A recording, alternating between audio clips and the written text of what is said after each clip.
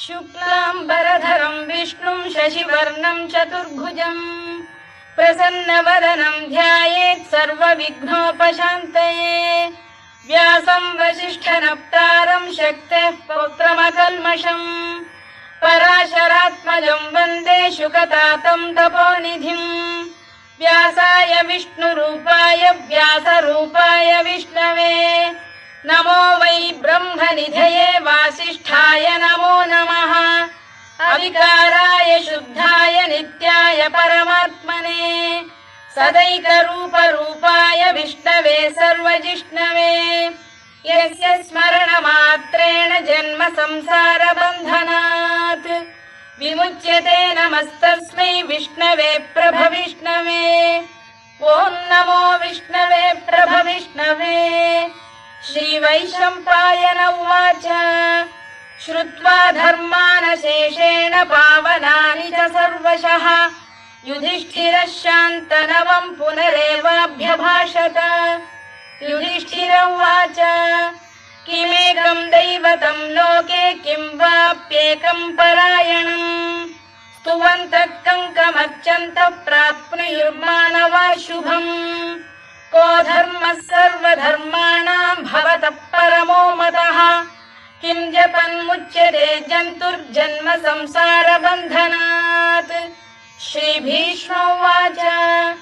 जगत्प्रभुं देवदेवमनन्तं पुरुषोत्तमम् स्तुवन्नाम सहस्रेण पुरुषः सततोत्थितः तमेव चार्चयन् नित्यं भक्त्या पुरुषमव्ययम्। ध्यायन् स्तुवन् नमस्यं च यजमानस्तमेव च अनादिनिधनं विष्णुं सर्वलोकमहेश्वरम् लोकाध्यक्षं स्तुवन् नित्यं सर्वदुःखातिगो भवेत्। ब्रह्मण्यं सर्वधर्मज्ञं लोकानां कीर्तिवर्धनम् लोकनाथं महद्भूतं सर्वभूतभवोद्भवम्। एष मे सर्वधर्माणां धर्मोऽधिकतमो मतः यद्भक्त्या पुण्डरीकाक्षं स्तवैरच्चेन्नरः सदा।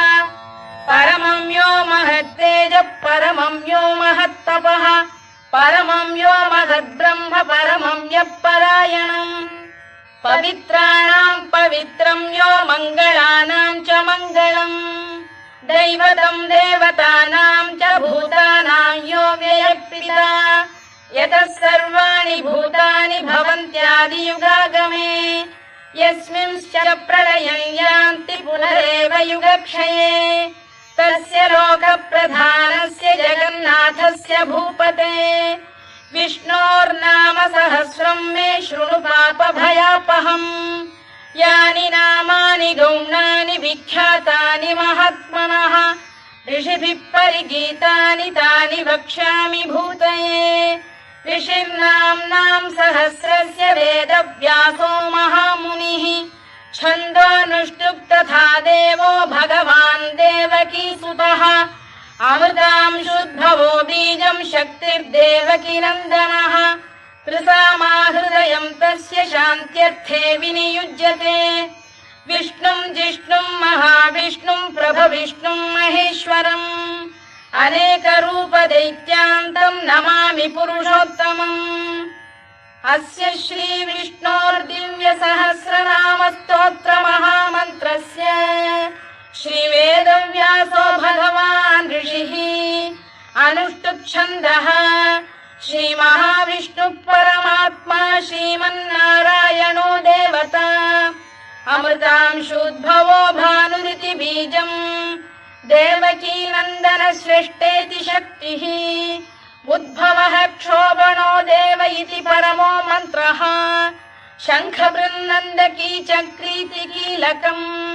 शार्ङ्गधन्वा गदाधर इत्यस्त्रम् रथाङ्गपाणिरक्षोभ्य इति नेत्रम् त्रिसामा सामरः सामेति कवचम् आनन्दम् परब्रह्मेति योनिः ऋतुः सुदर्शनकाल इति दिग्बन्धः श्रीविश्वरूप इति ध्यानम् श्रीमहाविष्णुप्रीत्यर्थे सहस्रनाम जपे विनियोगः। ध्यानम् क्षीरोदन्वत्प्रदेशे शुचिमणि विलसत्सैकते मौक्तिकानाम् माला क्लुप्तासनस्थ स्फटिकमणिनिभैर्मौक्तिकैर्मण्डिताङ्गः शुभ्रैरभ्रैररभ्रैरुपरि विरचितैर्मुक्तपीयूषवर्षैः आनन्दीन पुनीयादरिनरिन गदा शङ्खपाणिर्मुकुन्दः भुः पादौ यस्य नाभिर्वियदसुरनिलश्चन्द्रसूर्यौ च नेत्रे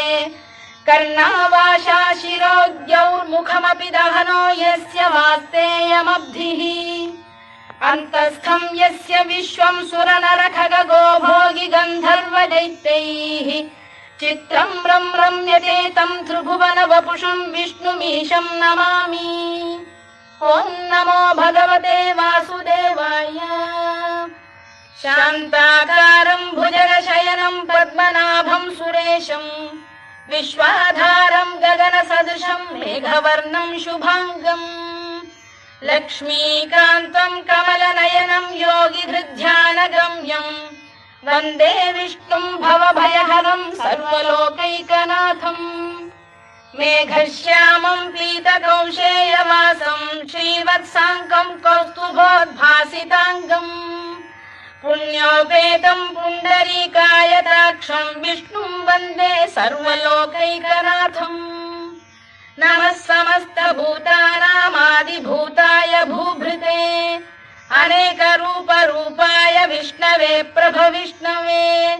सशङ्खचक्रं सकिरीटकुण्डलं सपीतवस्त्रं सरसीरुहेक्षणं सहारवक्षस्थलशोभिकौस्तुभं नमामि विष्णुं शिरसा चतुर्भुजम् छायायां पारिजातस्य हेमसिंहासनोपरि आसीनमम्बुदश्याममायताक्षमलङ्कृतम् चन्द्राननं चतुर्बाहुं श्रीवत्साङ्कितवक्षसम् रुक्मिणी सत्यभामाभ्यां सहितं कृष्णमाश्रये।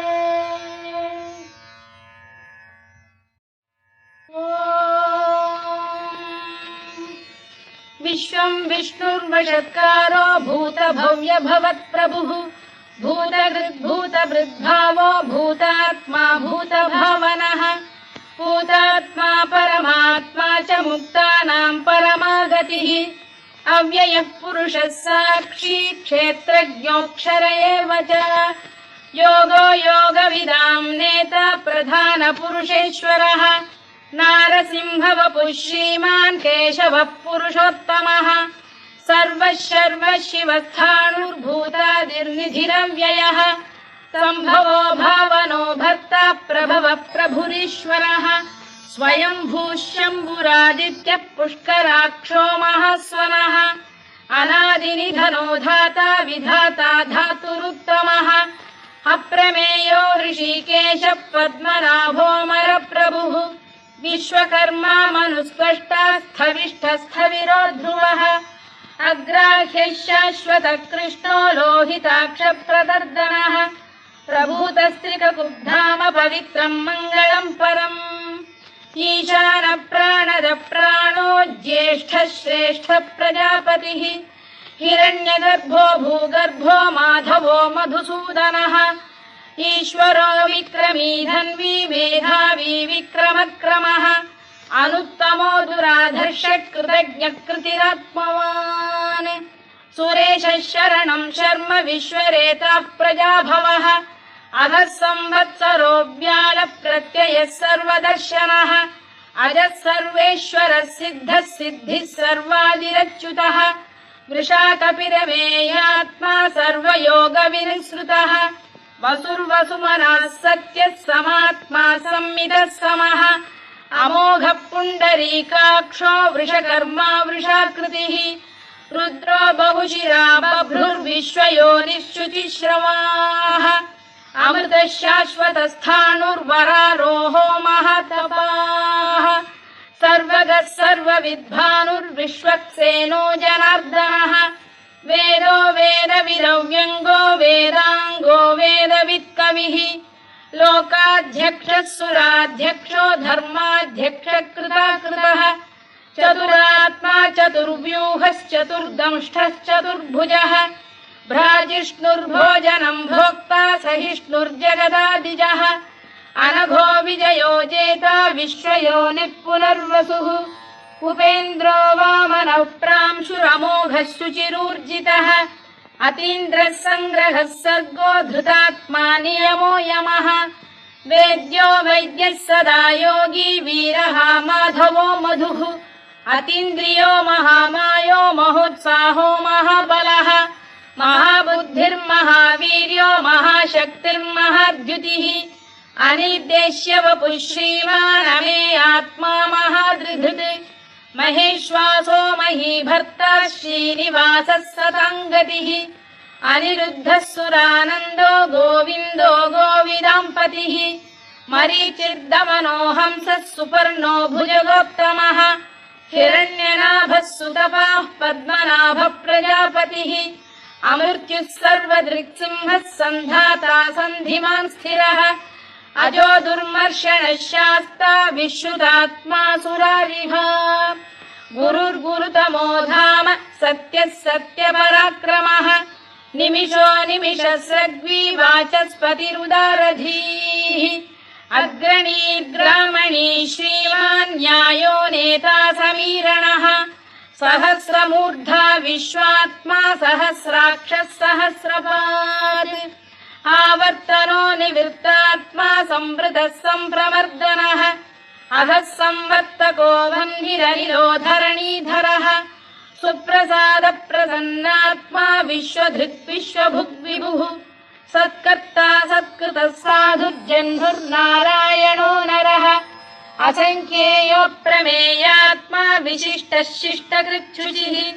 सिद्धार्थः सिद्धसङ्कल्पः सिद्धिदः सिद्धिसाधनः वृषाही वृषभो विष्णुर्वृषपर्वा वृषोदरः वर्धनो वर्धमानश्च विविक्तः श्रुतिसागरः सुभुजो दुर्धरो वाग्मी महेन्द्रो वसुदो वसुः नैकरूपो बृहद्रूपः शिपिविष्टप्रकाशनः ओजस्तेजोऽब्जुदिधरः प्रकाशात्मा प्रतापनः वृद्धस्पष्टाक्षरो मन्त्रश्चन्द्रांशुर्भास्करद्युतिः अमृतांशुद्धवो भानुः शशबिन्दुः सुरेश्वरः औषधम् जगतः सेतुः सत्यधर्मपराक्रमः भूतभव्यभवन्नाथः पवनः पावनो नलः कामः कामकृत्कान्तः कामः कामप्रदप्रभुः युगादिकृद्युगावर्तो नैकमायो महाशनः अदृश्यो व्यक्तरूपश्च सहस्रजिदनन्तजित्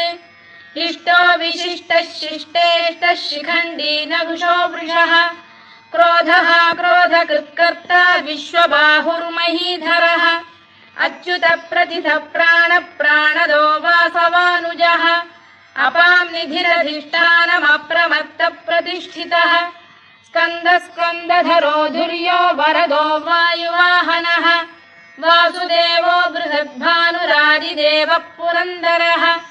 अशोकस्तारणस्तारः शूरः शौरिर्जनेश्वरः अनुकूलः शतावर्तः पद्मी पद्मनिभेक्षणः पद्मनाभोरविन्दाक्षः पद्मगर्भः शरीरभृत् महर्धिर्वृद्धो वृद्धात्मा महाक्षो गरुडध्वजः अतुलः शरभो भीमः समयज्ञो हविर्हरिः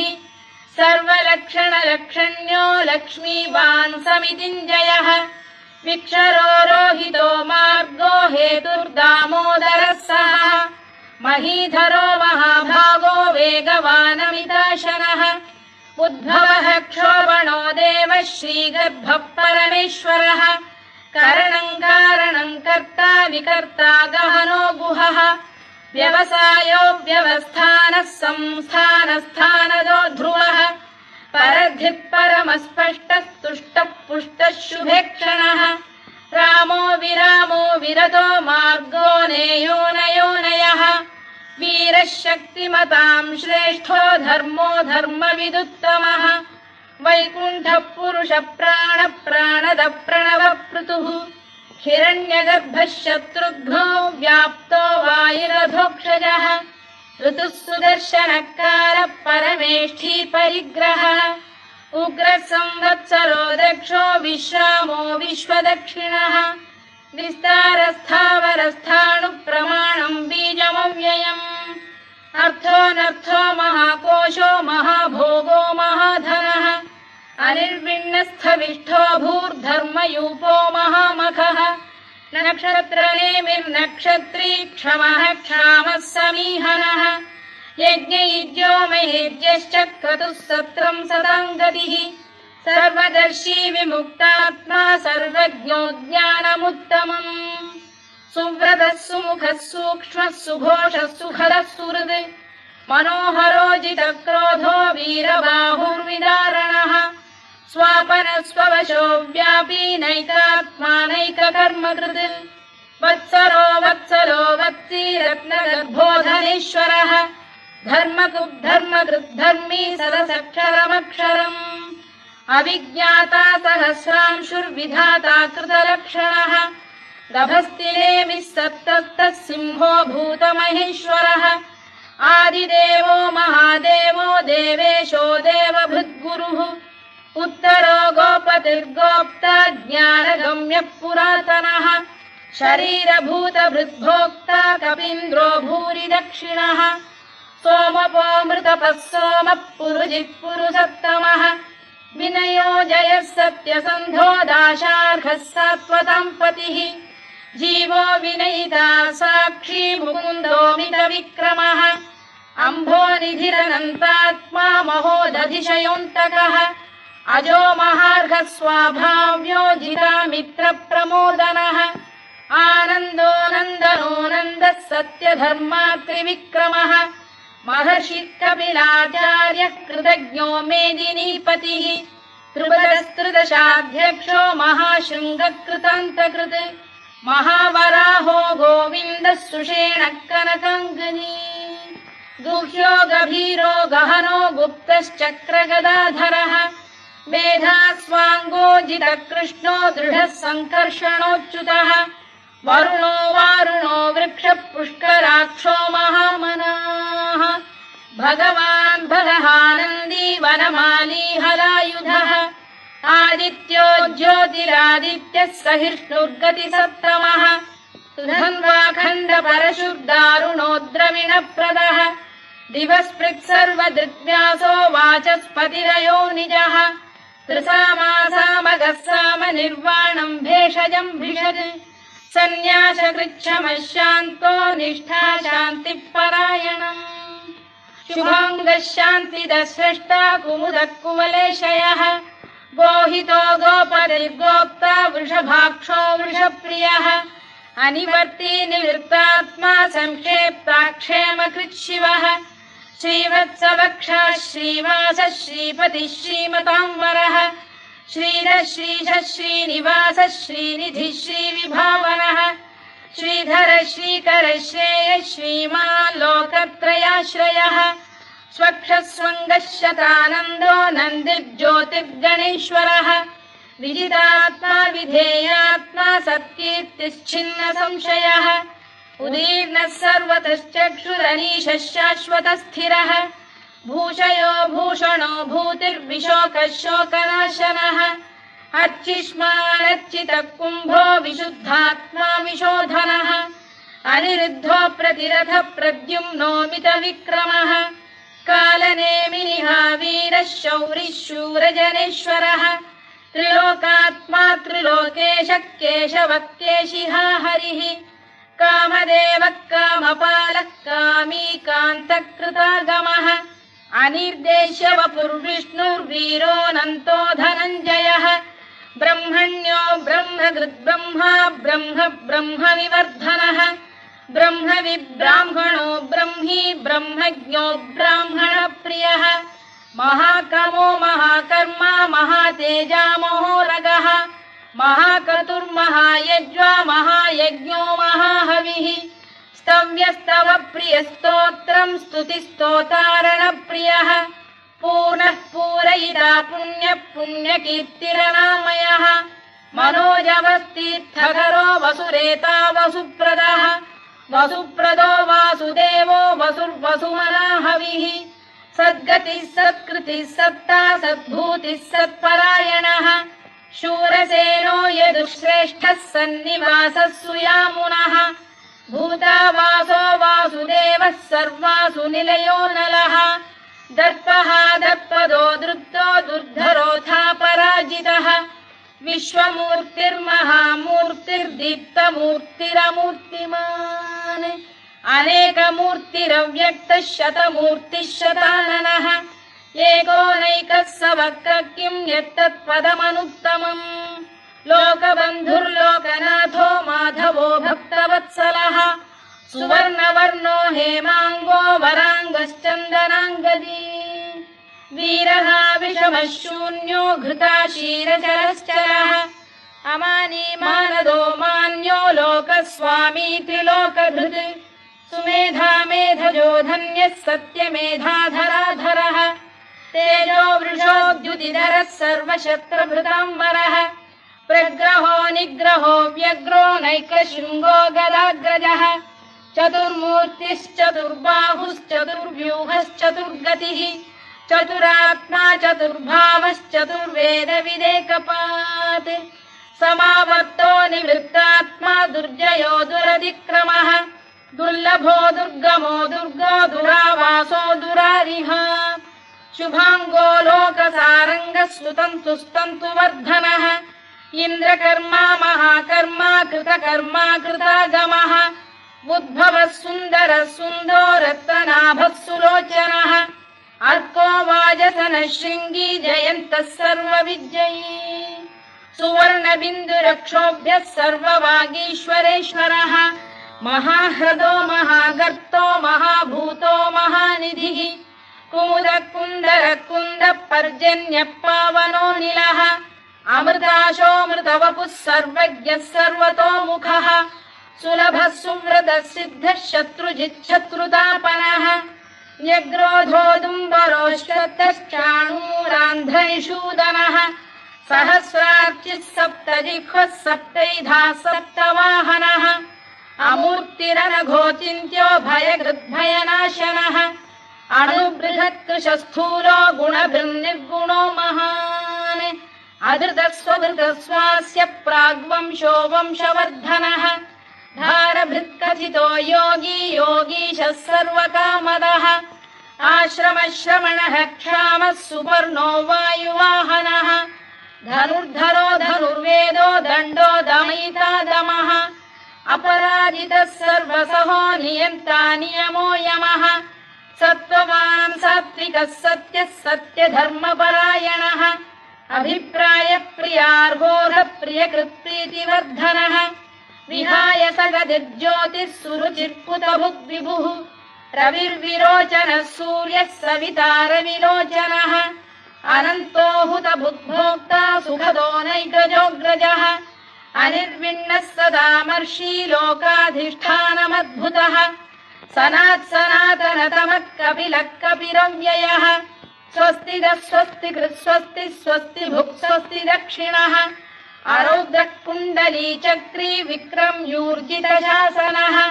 शब्दातिगः शब्दसः शिशिरः शर्वरीकरः अक्रूरपेशलो दक्षो दक्षिणः क्षमिणाम्बरः विद्वत्तमो वीतभयः पुण्यश्रवणकीर्तनः उत्तारणो दुष्कृतिः पुण्यो दुःस्वप्ननाशनः वीरः रक्षणः सन्तो जीवनः पर्यवस्थितः अनन्तरूपोऽनन्तश्रीर्जितमन्युर्भयापहः चतुरश्रो गभीरात्मा विदिशो व्यादिशो दिशः अनादिर्भूर्भुवो लक्ष्मी सुवीरो रुचिराङ्गदः जननो जनजन्मादिर्भीमो भीमपराक्रमः आधारनिलयो धाता पुष्पहासप्रजागरः ऊर्ध्वरः सत्त्वथाचार प्राणदः प्रणवप्रणः प्रमाणं प्राणनिलय प्राणभृत्प्राणजीवनः तत्त्वं तत्त्वविदेकात्मा जन्म मृत्युजरातिगः भूर्भुवः स्वस्तरुस्तारः सविता प्रपितामहः यज्ञो यज्ञपतिर्यज्वा यज्ञाङ्गो यज्ञवाहनः यज्ञभृद्यज्ञकृद्यज्ञी यज्ञभुग्यज्ञसाधनः यज्ञान्तकृद्यज्ञगुह्यमन्नमन्नादयेव च आत्मयोनिः स्वयं जातो वैखानः सामगायनः देवकीनन्दन स्रष्टा क्षितीशः पापनाशनः शङ्खबृन्नन्दकी चक्री शार्ङ्गधन्वा गदाधरः रथाङ्गपाणिरक्षोभ्यः सर्वप्रहरणायुधः ॐ नमः इति वनमाली गरीशाङ्गी शङ्खी चक्री च नन्दकी श्रीमान्नारायणो विष्णुर्वासुदेवोऽभिरक्षतु वनमाली गरीशाङ्गी शङ्खी चक्री च नन्दकी श्रीमान्नारायणो विष्णुर्वासुदेवोऽभिरक्षतु वनमाली गरीशाङ्गी शङ्खी चक्री च नन्दकी श्रीमान्नारायणो विष्णुर्वासुदेवोऽभिरक्षतु इतीदं कीर्तनीयस्य केशवस्य महात्मनः नाम्नां सहस्रं दिव्यानामशेषेण प्रकीर्तितम् य इदं शृणुयात् नित्यं यश्चापि परिकीर्तयेत् नाशुभं प्राप्नुयात् किञ्चित् सोमुत्प्रेह च मानवः वेदान्तगो ब्राह्मणस्य क्षत्रियो विजयी भवेत् वैश्यो धनसमृद्धस्य क्षुद्रः सुखमवाप्नुयात् धर्मार्थी प्राप्नुयात् धर्ममर्थार्थी चार्थमाप्नुयात् कामानवाप्नुयात् कामी प्रजार्थी चाप्नुयात् प्रजाम् भक्तिमान् यः सदोत्थाय शुचिस्तद्गतमानसः सहस्रं वासुदेवस्य नाम्नामेतत् प्रकीर्तयेत् यशः प्राप्नोति विपुलं याति प्राधान्यमेव च अचलां श्रियमाप्नोति श्रेयः प्राप्नोत्यनुत्तमम् न भयं क्वचिदाप्नोति वीर्यं तेजश्च विन्दति भवत्य रोगोद्युतिमान् बलरूपगुणान्वितः रोगार्तो मुच्यते रोगात् बद्धो मुच्येत बन्धनात् भयान्मुच्येत भीतस्तु मुच्येतापन्न आपदः दुर्गाण्यतितरत्याशु पुरुषः पुरुषोत्तमम् सुवन्नाम सहस्रेण नित्यं भक्तिसमन्वितः वासुदेवाश्रयो मर्त्यो वासुदेवपरायणः सर्वपापविशुद्धात्मा याति ब्रह्म सनातनम् न वासुदेव भक्तानामशुभं विद्यते क्वचित् जन्म मृत्युजरा व्याधि भयं नैवोपजायते इमं स्तवमधीयानः श्रद्धा भक्तिसमन्वितः युज्येतात्मसुखक्षान्तिः श्रीधृतिस्मृतिकीर्तिभिः न क्रोधो न च मात्सर्यं न लोभो न शुभामतिः भवन्ति कृतपुण्यानां भक्तानां पुरुषोत्तमे द्यौः स चन्द्रार्कनक्षत्राखं दिशो भूर्महोदधिः वासुदेवस्य वीर्येण विधृतानि महात्मनः ससुरासुरगन्धर्वं स यक्षोरगराक्षसम् जगत्वशे वर्ततेदं कृष्णस्य सचराचरम् इन्द्रियाणि मनो बुद्धिः सत्त्वं तेजो बलं धृतिः वासुदेवात्मकान्याहुः क्षेत्रं क्षेत्रज्ञ एव च सर्वागमानामाचार प्रथमं परिकल्पते आचार प्रभवो धर्मो धर्मस्य प्रभुरच्युतः ऋषयः पितरो देवा महाभूतानि धातवः जङ्गमा जङ्गमं चेदं जगन्नारायणोद्भवम् योगो ज्ञानं तथा साङ्ख्यं विद्या शिल्पादिकर्म च वेदाः शास्त्राणि विज्ञानमेतत् सर्वं जनार्दनात् एको विष्णुर्महद्भूतं पृथग्भूतान्यनेकशः त्रीन् लोकान् व्याप्य भूतात्मा भुङ्क्ते विश्वभुवव्ययः इमं स्तवं भगवतो विष्णोर्व्यासेन कीर्तितम् पठेद्य इच्छेत् पुरुषः श्रेयः प्राप्तुं सुखानि च विश्वेश्वरमजं देवं जगतः प्रभुमव्ययम् भजन्ति ये पुष्कराक्षं न ते यान्ति पराभवम् न ते यान्ति पराभवम् ॐ नमः इति अर्जुनोवाच पद्मपत्रविशालाक्ष पद्मनाभसुरोत्तमा भक्तानामनुरक्तानां त्राता भवजनार्दन। श्रीभगवानुवाच यो मां नाम सहस्रेण स्तोतुमिच्छति पाण्डव सोऽहमेकेन श्लोकेन स्तुत एव न संशयः